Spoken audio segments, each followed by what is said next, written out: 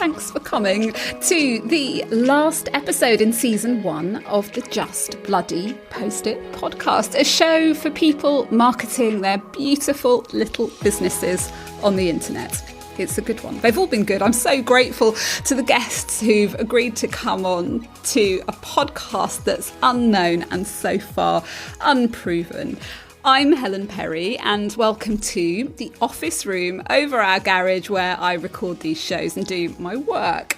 Running and promoting your own business, as you may know, can seep into all corners of your week and spaces of your home. My work-life balance podcast is not coming soon. But what if your home is your job and sharing it on Instagram pays the bills? What's that like?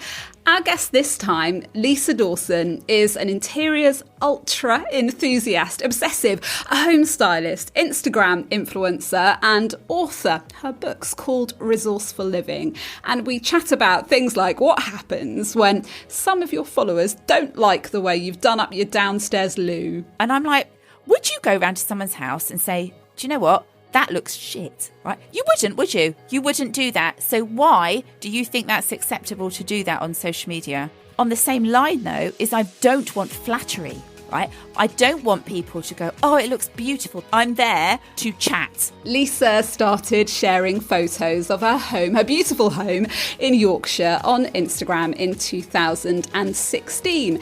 Now, almost 200,000 people follow her adventures and she's turned social sharing into a business. She works for brands, creating content around their products and then showing it to her people, her followers. The job of an influencer. We talk about what that actually involves day to day, how to treat your online audience properly and how we should expect them to treat us. We cover overwhelm and moving furniture on your own, and keep listening for her number 1 tip for Instagram success. But first, let's go back to the beginning when interiors influencing wasn't a thing.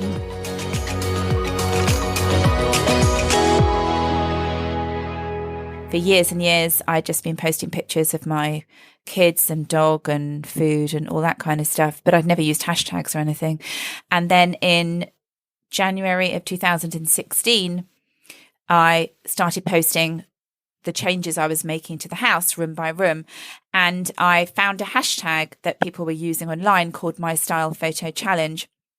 And it wasn't an interiors hashtag, it was a general style hashtag. So every day it had a prompt. So that could be red, or it could be gold, or it could be something I love. It could be anything. And I started posting my house, and everyone else was posting lots of different things. And there was a few other people posting interiors, including Dee Campling at the time. And the two of us realized that we were posting our houses every day. And we also realized that there weren't any hashtags which were interior related in the UK. Instagram had been the domain of fashion and beauty for so long. There was no real interior network here in the UK. Over in the States, it had been huge for a long time. You know, interior blogs are massive in the States, and online magazines. They've got Apartment Therapy, Domino, Origin. You know, they've got loads of big ones. There wasn't really anything like that over here. So Dee and I met up. We got on really well. My family thought I was mad meeting someone off the internet. We decided, along with another lady who was on Instagram at the time, that we would start a hashtag called My Home Vibe. And there were no interiors related hashtags at the time in the UK. So we started this off, and what we did is we would get everybody to post to the hashtag, and then every Saturday we would post that picture on all 3 of our feeds. And it just went down a storm. You know, I mean, there was people posting everywhere. Whereas before, no one had really had the confidence to post their home. I felt really weird when I started doing it. My children thought it was just hilarious. You know, just the idea that it would be strange to Instagram your house. Like, I can hardly remember a time where I didn't look at the inside. I know. The inside of people's crazy. Houses. On the internet. And, you know, you've just reminded me that it's not necessarily the most normal thing in the world, but it's what we do now. It's what we do. It's what we do. Did you and Dee have in mind, let's create a massive audience, let's see if we can monetize this? Was that Oh my the goal? gosh, no. no, monetizing it wasn't even a thought. You know, it was the weirdest thing. I've always been interiors obsessed. I've always loved decorating my house, searching for vintage treasure. You know, I've loved doing all that for years. I had folders filled with magazine pictures. I'd save stuff. I used to apply to Rocket St George, again, were one of the first online shops, and I used to enter all their competitions online. You know, this is before people were even using Instagram for it. And we never dreamt for a moment. We were just so excited to find other people who liked what we liked, because prior to that, I didn't have any friends who loved interiors like I did. You know, they liked interiors, but they didn't love interiors. For them, decorating a room would be a chore and not a joy. Whereas for me, I loved it. I would do it all the time. So what Instagram did with that hashtag and with all the hashtags that came after it is it brought together people who truly, truly loved doing up their houses, and it gave them the confidence to be able to share other things. So that was the only thought in our mind. Monetizing wasn't even an option. You know, it wasn't even a thing. But then what happened? We became friends. We discovered loads and loads of small businesses. And those businesses started sending us like gifts. So like someone would say, I think the first small business to send me something, I couldn't believe it. She sent me 2 mugs. And I was like, oh my God, this is so exciting. Not least because my husband would sit there and my kids and go, look at all that time you're spending on Instagram talking to people you've never met in your life. You know, do your actual job. Because all this time I was doing. Like, look, Mum, I know. That's what I'm doing. I know. I was doing my job as a transcriptionist. So I was still doing that as well as spending all this time on Instagram taking photographs and styling my house. So they sent a small business sent me some mugs, and I put the mugs on in my feed post. And then people bought the mugs. We were like, whoa, this is like a whole new thing. What's going on? This is so crazy. Small business over the moon. They wanted to send something else. We were like, oh, this is a whole different ball game. It was really weird. Like, it wasn't a thing. There was no interior influencers. So that was kind of how it started. And the first idea that we had about monetizing it was Dee and I went on an interior workshop for a well-known interior designer, and we came out of it feeling that that wasn't what we had wanted to hear. So the interior workshop we went on talked a lot about decorating your home in dark shades and how you had to do this, and this was essential. And is this right? Which of these is right and which is wrong? And we were like, whoa, because Dee and I's way of decorating was that nothing was wrong, right? If you want to decorate your house with polka dot wallpaper and a massive lion at the front door, then you should be able to do that and you shouldn't be criticized for it. So we wrote our own workshop, and then we launched it in October of 2016, and we hadn't even written it. That's the best way. That's so bad. That is my way. That's the only way I can work. I know. And if I've got a paying customer turning up, then I better flipping write it. It's amazing. I know. But if I haven't, then I don't. Yeah. I remember when you guys used to do them. It felt like most weekends you'd be off going to different beautiful houses around the country and hosting people. We used to do it. Yeah, we used to do it in our own homes. And then we started doing it in other people's homes, and we did one a month. And we basically talked about decorating your home to make you happy. And that's what we did. And we did that for a while. Then we started doing it with brands. During all this time, things were starting to change on Instagram, and bigger brands were starting to ask us to do things.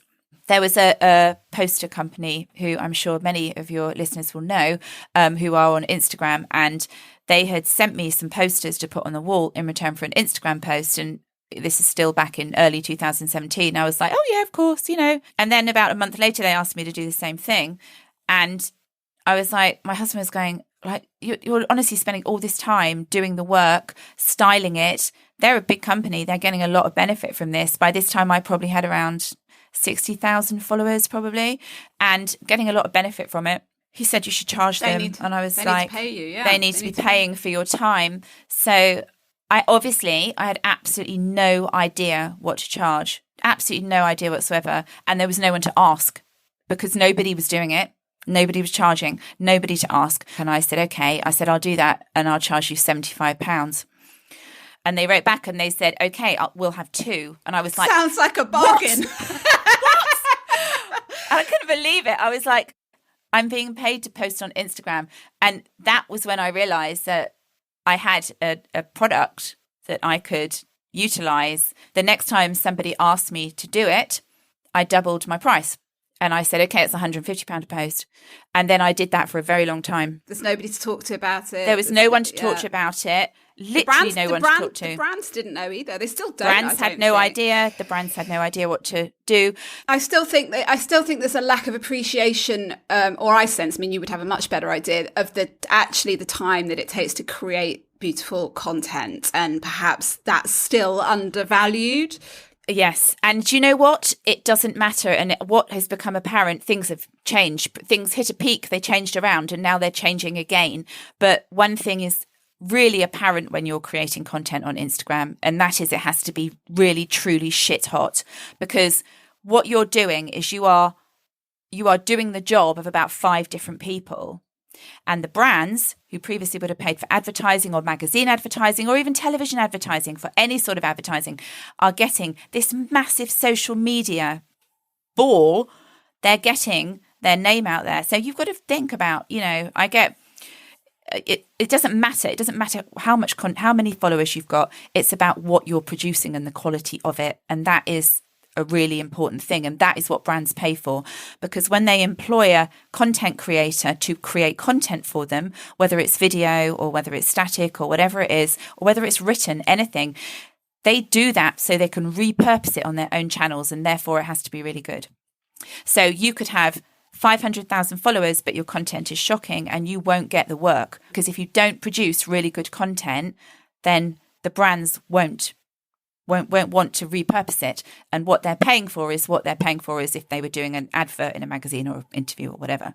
So as Instagram progresses and things move all the time, the platform changes all the time, really it's about sticking to a benchmark of quality. And that is really proof now, I think, at the moment, of how that works. And that is not dependent on followers, not dependent at all. There are some, anything from 10,000 up, even lower, it doesn't matter. Anything over 1,000 is classed officially as an influencer. If you are producing really hot content, you will be approached by brands. How long would you say that you've been running Lisa Dawson on Instagram as a business at a kind of full-time wage? So when I got that first job and I got paid, I got quite excited about that. And I was like, if I can make this work, then I can give up my side business, which was really, really boring. It was basically listening to people talking and typing it, but it wasn't great. But do you know what it did do? Is it enabled me to be really, really good at editing. So one of the first things I did, I started posting in the January. By the June, I'd launched a blog, mostly because I was asked lots of questions about where do I buy things and how did I do that and whatever. So I wanted a platform on which to do it. And I've always been quite tech-minded. So I set up my own website and I just started posting a blog every week. And I did that solidly for 6 years, which was really, really hard work.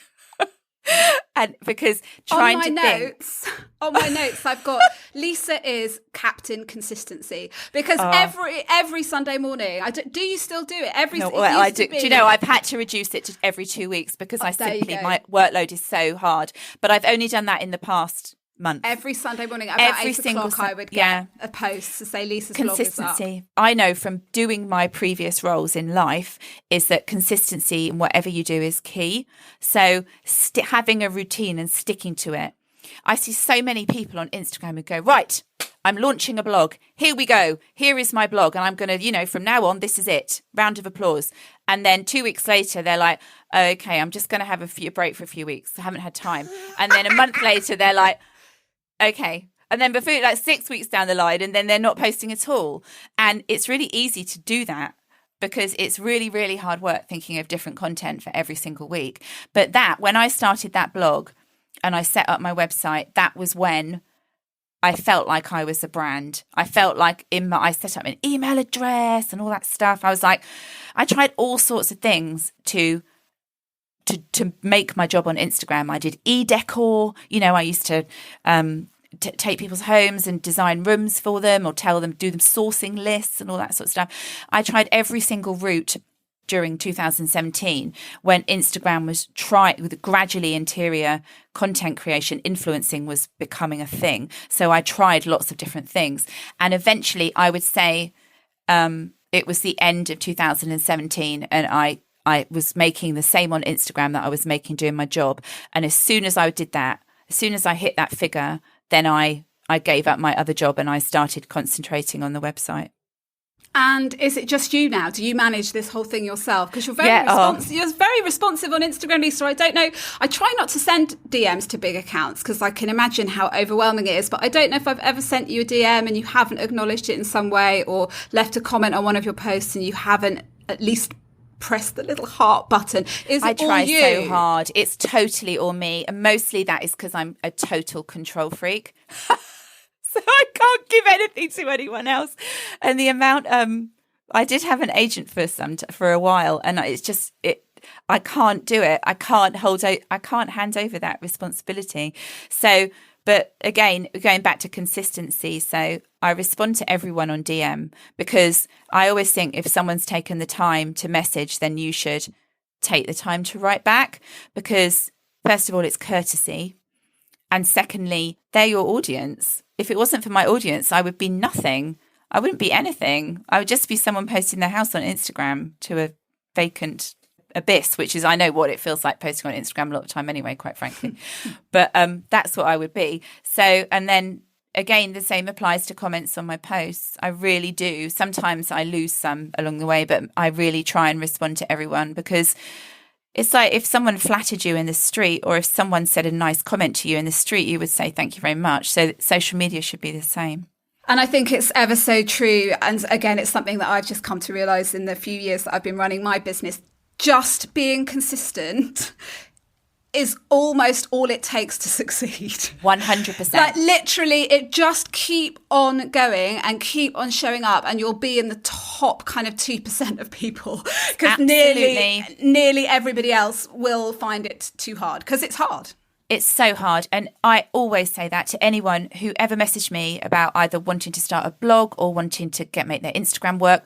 I'm always just like, just do it regularly. And with Instagram, it doesn't, obviously the more you post, the better. But if you post twice a week, make sure you do it twice a week. Like, people will come to expect it. It's all about routine. People like routine. They like the knowledge that you're going to be there doing that. Sometimes, like yesterday, I didn't story in the morning, and someone messaged me. They're like, "Are you okay? You haven't done any stories." It's about being consistent. And at Christmas, I saw loads of people signing off at Christmas. I can't sign off at Christmas because my audience they expect me to be there. And also, why would it was a really rubbish Christmas, and it's like, why would I not want to? My audience are there and have supported me. Then I want to be there and support them as well, and show them that they might not be having. Everyone's having a shit Christmas. I didn't want to come out. Does the work-life balance thing? I mean, I'm not really sure such a thing genuinely exists, but have there been moments when you're like, this is more than I bargained for? I'm not sure it's sometimes I have. I tend to reach a point, and it's been like this over the last 5 years, where I reach a point where I start to feel out of control. So it's generally workload starts, and then I'm not keeping up with everything else. And then I have mass anxiety, and I wake up in the night and I have panic attacks, and, I'm like, just anxious. I wake up feeling anxious. And then I know that I have to just calm down and work out what I'm doing and where I'm going. And that's what I did recently, when it just became too much, writing a blog every week. And also, because I've been on Instagram a long time, I tend to work with brands on a long-term sort of a extended basis. So I have a lot of work, which is obviously amazing. And I am just massively grateful that I've managed to get these opportunities from Instagram. But I couldn't do the blog. It was just too much. What was happening is I was writing the blog on a Saturday night, and my kids were, off school, and I was in my office, and it just was too much. And I ummed and ahed about it for ages. And then I just decided to, let's say I'm doing it every 2 weeks. But then, of course, what I do, because I'm a massive glutton for punishment, I start doing Saturday niche edits. Every Saturday morning I take a very niche item, such as a butter dish or whatever, and then I'll find 12. And do you know what? I love doing it. I actually really love doing it, and probably compiling it only takes me an hour. But I love doing it so much that I just can't, even if I wanted to stop, I wouldn't, because it brings me as much pleasure as it brings the people who like it. So it's difficult. That work-life balance, I have tried to recently address it, but I often feel like I'm out of control, and then I do get quite anxious and shout at everybody. So I write a lot of lists, and if I say I'm going to take a day off, I do take a day off.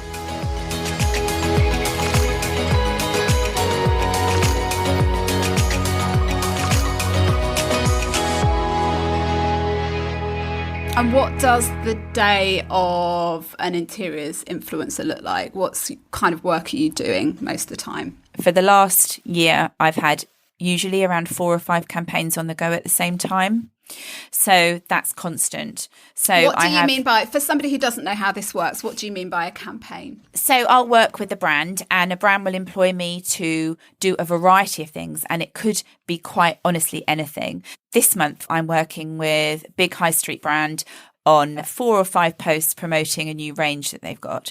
I'm also writing a trend report for an online brand, and that is not Instagram based. That is presenting the trend report to journalists.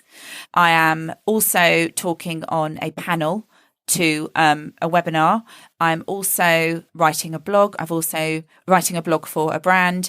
I'm also working on a food campaign I'm an ambassador for a food brand over the course of a year. So I'm creating recipes for IGTV. Pretty much like everything. So I cover. I mean, it's a beautiful amount of variety, though. You must. Yeah, I love it. And I absolutely love it. Yeah. I can see how you're like, I can't say no to that. I want to do that. No, I love it. Awesome. I don't want to say no because I really, really enjoy doing it. And I love trying different things. And, reels for me, I know that a lot of people don't enjoy making them, but I love doing stuff like that because it's creative. Like, it's really good fun to pull it together and to see the finished product. If it wasn't for social media and Instagram, I would have nowhere to do stuff like that. So when it comes to work, because I find everything that I do really, really interesting, I don't want to turn it down. So I do assess what I've got. And one thing I do actually, just to say, is that when I get offered work, which I'm offered work a lot, unless it actually really gels with what I do, and that could be food, it can be beauty, it can be interiors, it can be anything. Unless it really gels with what I do and I know that my audience are going to like it, then I don't accept it. And I turn down work all the time from companies I don't have that affinity with.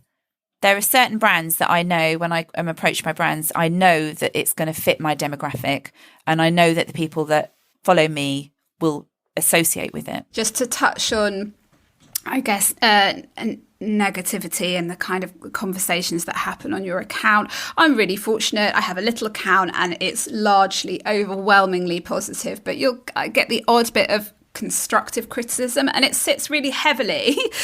Is this something, do people feel the need to share that kind of thing with you? And if so, how have you learned to cope with it? Yeah, do you know, that's one thing on Instagram which I think has increased massively over lockdown, like to a ridiculous extent. And I've been on Instagram for 6 years and I've never seen as many people being critical of others. So obviously with what we've just been through with the football, that covers everything, doesn't it? You know, people seem to treat social media as somewhere that they can just say what they think. And if there's one thing that always makes me really annoyed, it's when I hear people going, well, I'm just being honest, it's just my view. I'm like, you know, those words, say what I think, are the rudest, unintelligent things to say, because if you are saying what you think to someone without any consideration about how they're going to feel about it, then that is not kind. Like, that is not. Why would you do that? And I get quite annoyed about it, actually. And I hate it when I see it on other people's accounts. And I hate it when I've had it on my account. I decorated my downstairs toilet the other day. Actually, I'm not going to lie, it was not very successful. I used cork boards, which I'd used across. Surely not. Really bad. They're all falling off the wall. It's all bad. Anyway, I did it the other day and I put cork, a tiled cork, and I did it because I've got lots of pictures stuck to the wall and I wanted to tile it onto cork. Anyway, it brought out, for some unknown reason, I don't know what it was, lots of views from people who simply were messaging me going, I don't like that. You've got that wrong, haven't you? And I'm like, would you go round to someone's house and say, do you know what?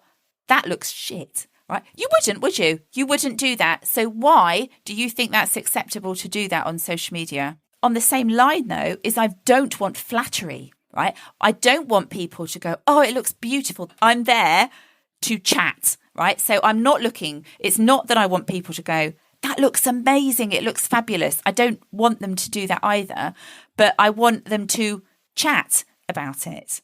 They don't need to flatter me, right? That isn't what I'm looking for when I post a picture. I'm looking for conversation, which is what Instagram has always been about, conversation with like-minded people. The problem is, I think also when you're on Instagram, you've been on Instagram for quite a while, is that people often think they know you well enough to be able to say things like that to you, but they're actually things that they wouldn't say to their own family.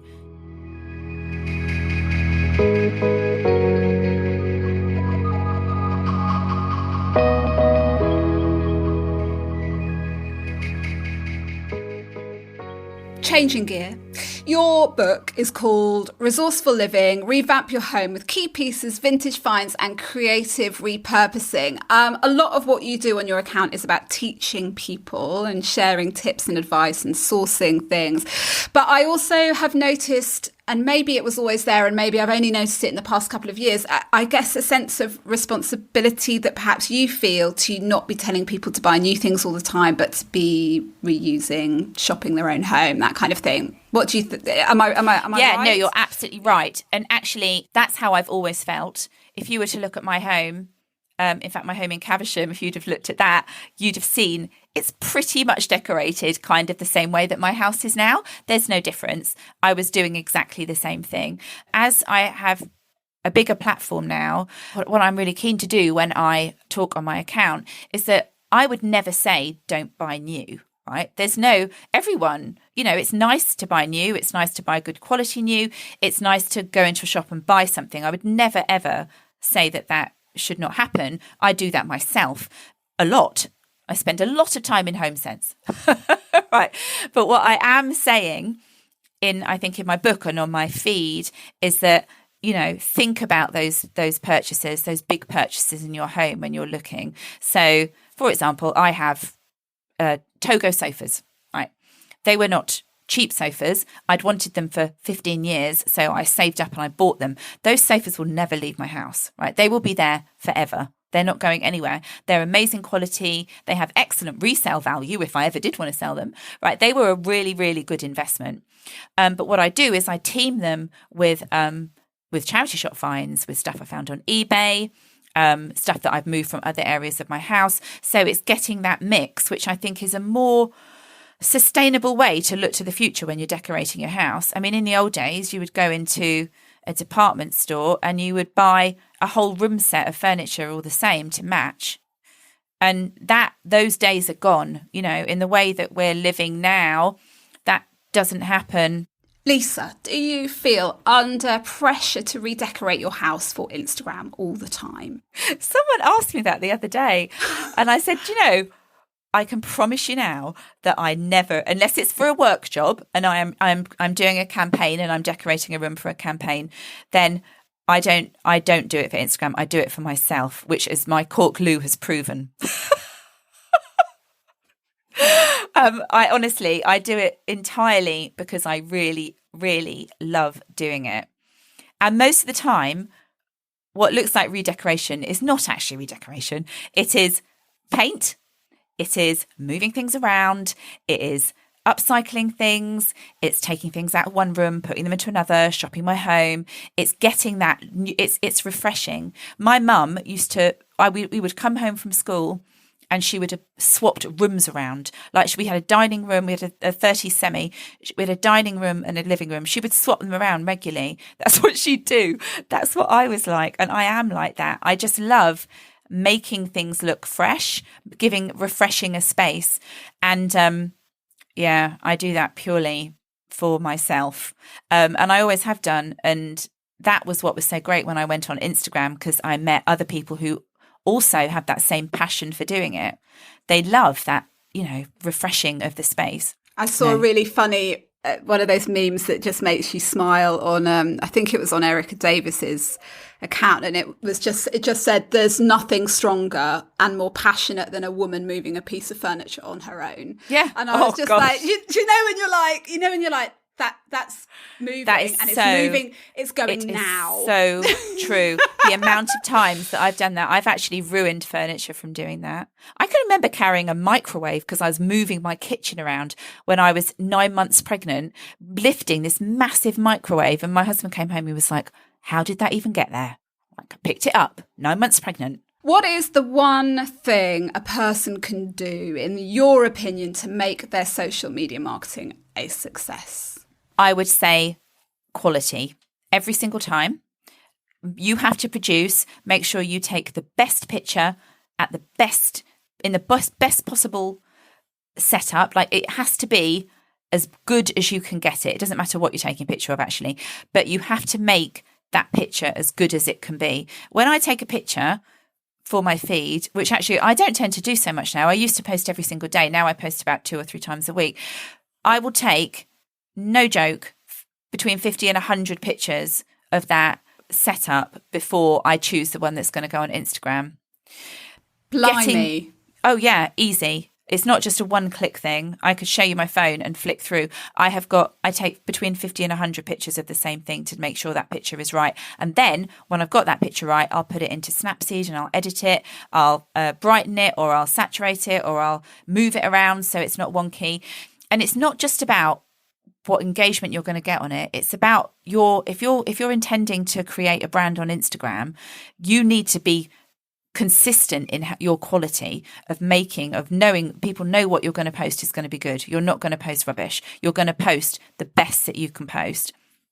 I would say that quality, for me, the quality of what you're putting on is of utmost importance.